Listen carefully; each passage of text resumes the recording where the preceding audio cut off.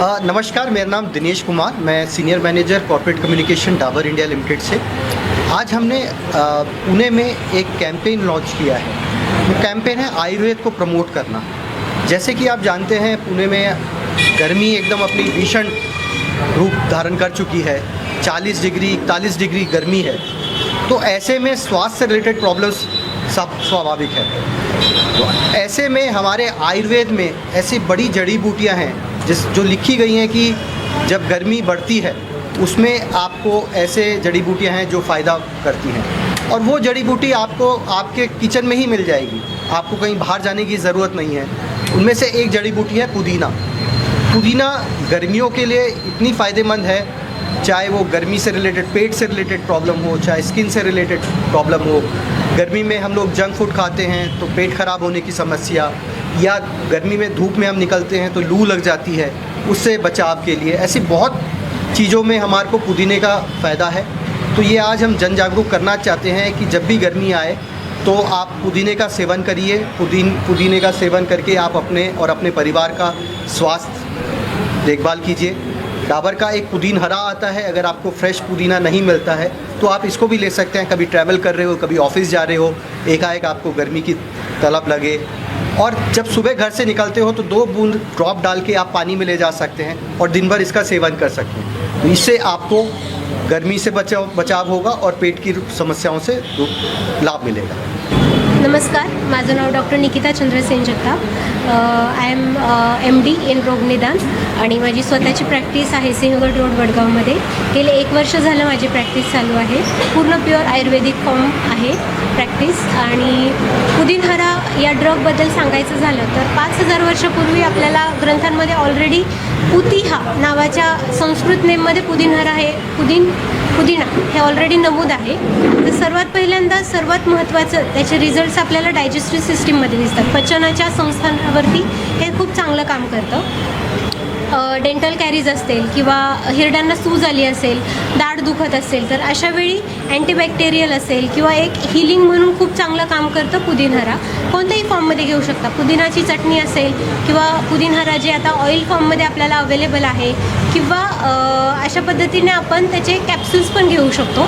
तर या फॉर्ममध्ये आपल्याला ते खूप चांगलं काम करतं. त्याच्यानंतरून पुदिनहरा हे जे ऑइल फॉर्ममध्ये आहे तर ते आपण नॉर्मल 1 ग्लास कोमट पाणी घेऊन त्याच्या 2 ते 3 ड्रॉप्स तेल टाकून ते गार्गल करू शकतो, गुळण्या करू शकतो. किंवा पुदिनाचं जे तेल अवेलेबल आहे तर त्याच्या कापूस बुडवून ते दाढेखाली ठेवतो. जसं आपण लवंग दाढ दुखायला लागल्यावरती लवंग दाढेखाली ठेवतो, तशाच पद्धतीने पुदिना हे कापसामध्ये तेलामध्ये कापूस बुडवून ते दाढेखाली आपण ठेवू शकतो. तर अशा वेळी हे जे सूज आलेली आहे, हिरड्यांना दाढ दुखत आहे, तर हे पण कमी करून जातं. त्यानंतर ॲनेल्जेसिक म्हणून ते काम करतं, पेनकिलर म्हणून ते चांगलं काम करतं.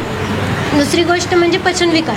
जेव्हा ब्लोटिंग होतं, गॅसेस होतात किंवा अपचन झालेलं असतं, हायपर ॲसिडिटी झालेली असते, छातीत जळजळ असणे किंवा पोटात आग पडणे, अशावेळी पुदिनहरा खूप चांगलं काम करतं. मूळतः ते कटू उष्ण असं त्यांनी सांगितलेलं आहे. म्हणजे चव त्याची हलकीशी तिखट आहे, पण त्याचं एक प्रभावाने काम करतं, म्हणजे कूलिंग इफेक्ट म्हणून चांगलं काम करतं.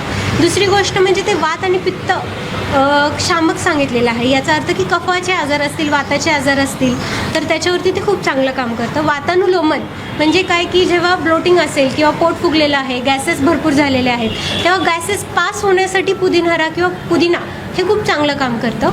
दुसरी गोष्ट म्हणजे जेव्हा जंक फूड खाल्लं जातं किंवा ऑइल जड पदार्थ खाल्ले जातात, पचायला जड असलेलं अन्न खाल्लं जातं किंवा खूप प्रमाणात ऑइली फूड खाल्लं जातं, अशावेळी पोट फुगणे, छातीत जळजळल्यासारखं होणे, अशावेळी ते पुदिनहरा खूप चांगलं काम करतं. दुसरी गोष्ट म्हणजे की जे पचनाच्या विकारांमधून उद्भवणारे पाईल्स आहेत, तर यामध्ये पण आपल्याला जे नॉन ब्लिडिंग पाईल्स आहेत की फक्त कोंब येतात, तर अशावेळी पुदिनहरा खूप चांगलं काम करतं. कसं काम करतं तर पचन चांगलं करून दीपन पाचन म्हणून चांगलं काम करतं. म्हणजे काय, कार्मिनेटिव्ह म्हणून काम करतं. म्हणजे आपली जी डायजेस्टिव्ह पॉवर सांगितलेली आहे, डायजेस्टिव्ह फायर म्हणून जे सांगितलेली आहे, तर ती प्रदीप्त करतं. दुसरी गोष्ट पचन सुधारवतं.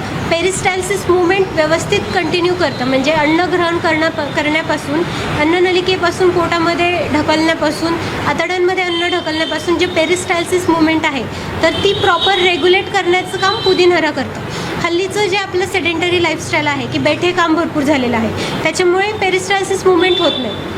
तुम्ही बघत असाल की बैठे काम करणाऱ्यांना पाईल्सचा त्रास, पचनाचे विकार, परत ब्लोटिंग, ॲब्डॉमिनल डिस्टेन्शन, पोट फुगल्यासारखं वाटणं, हे समस्या भरपूर दिसून येतात. तर अशा वेळी पुदिनहरा किंवा पुदिना हे खूप चांगलं काम करतं. दुसरी गोष्ट म्हणजे उन्हाळ्याच्या दरम्यान किंवा ऑल ओव्हर द इयर जेव्हा एखाद्या व्यक्तीकडून पाणी कमी पिण्यात येतं, रेग्युलर वॉटर इंटेक किती हवं तर 1.5 ते 2 लिटर, तहान लागेल एवढं पाणी प्यावं, पण अमाऊंट त्यांनी किती सांगितली 1.5 ते 2 लिटर प्यायला हवं. त्यापेक्षा कमी पाणी पिण्यात आलं किंवा खूप जास्त डिहायड्रेशन झालं, जुलाब वगैरे झाले, तर अशा वेळी डायरियल इफेक्ट तर त्याचा आहेच, पण आपल्याला बघतो आपण की बर्निंग मिक्च्युरेशन म्हणजे लघवीला जळजळ होणे, या गोष्टी आपल्याला दिसून येतात. तर अशा वेळी 2 पद्धतीने पुदिना काम करतं.